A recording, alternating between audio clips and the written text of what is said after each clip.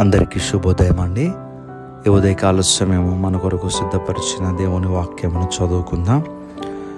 విశ్వసించేవాడు కలవరపడడు. ఎవరిలో అయితే విశ్వాసం ఉంటుందో వారిలో కలవరం అనేది ఉండదు. యేసు ప్రభు వారి భూలోకములో ఉన్న సమయంలో ఆయనకి 12 మంది శిష్యులు. యేసు ప్రభు వారు ఎక్కడికి వెళ్ళినా ఈ 12 మంది శిష్యులు ఆయన వెంబడి వెళుతూ ఉండేవారు. అయితే ఒక రోజున దోణిలో యేసయ్య వారి శిష్యులు కలిసి ప్రయాణం చేస్తూ ఉన్నారు.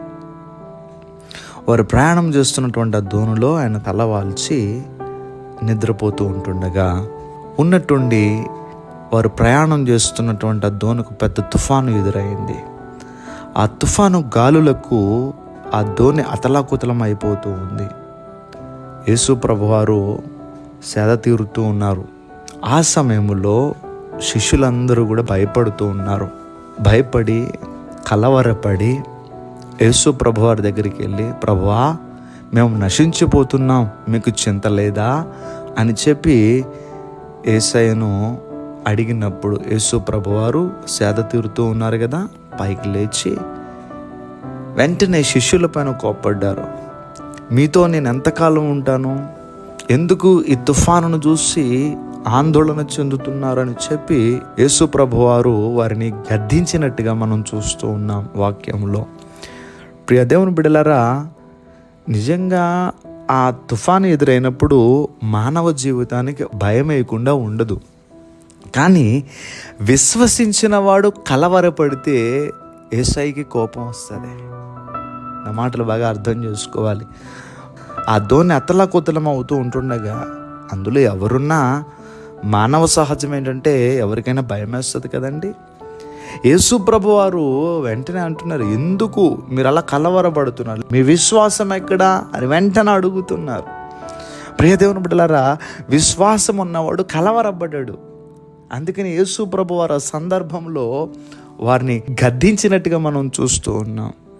ఈ ఉదయకాల సమయం ఈ మాటలు వింటున్నటువంటి నీవు విశ్వాసముతో ఉన్నట్టయితే నీ మనసు ఏ రీతిగా కూడా కలవరపడదు. ఒకవేళ నీ మనసు కలవరపడుతుందనుకో, నీ విశ్వాసాన్ని ఇంకా పెంచుకో. ఈ ఉదయకాల సమయంలో మనందరికీ కూడా కలవరము లేని బలమైన విశ్వాసం మన హృదయాలకు కలుగును గాక. ఆమేన్. ప్రార్థన చేసుకుందాం. సర్వాధికారి అయిన దేవా, మీకు వందనములు. మరలా ఈరోజు మేమందరం కలిసి మిమ్మల్ని స్తుతించే గొప్ప అవకాశం ఇచ్చారు.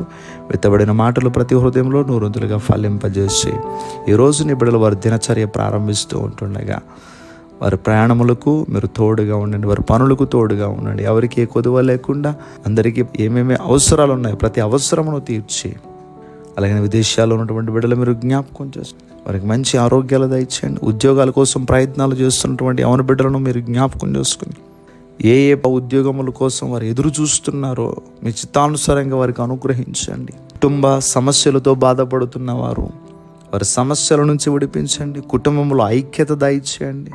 ఈ రోజంతా నీ బిడ్డలు సంతోషంగా ఉండులాగా మీ సన్నిధి తోడు నీ బిడ్డలకి దయచేయమని యేసుక్రీస్తు వారి నామం పేరట అడిగి వేడుకుంటూ ఉన్నాం మా పరమ తండ్రి. Amen, amen, amen.